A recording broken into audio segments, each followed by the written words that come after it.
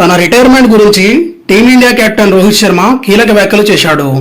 పూర్తి వివరాల్లోకి వెళ్తే తన రిటైర్మెంట్ గురించి వస్తున్న వార్తలను భారత కెప్టెన్ రోహిత్ శర్మ ఖండించాడు.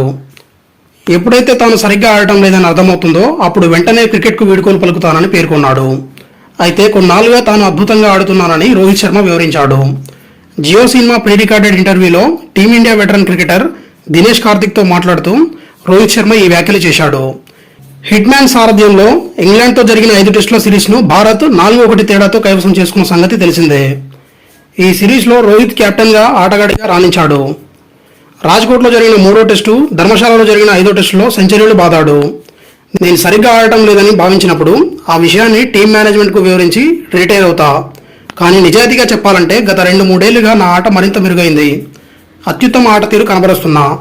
నేను గణాంకాలు, రికార్డుల గురించి పెద్దగా పట్టించుకునే వ్యక్తిని కాదు.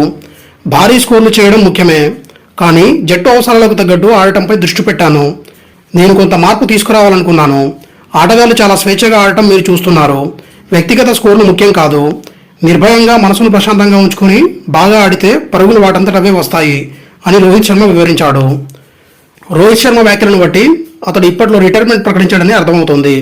దీంతో అతడి ఫ్యాన్స్ సంబరపడుతున్నారు. జూన్లో జరిగే టీ20 ప్రపంచ కప్లో హిట్ మ్యాన్ తప్పకుండా ఆడతాడని అంతా భావిస్తున్నారు. Thank you for watching. Please like, share, comment and subscribe for more videos. Daily Dose YouTube channel.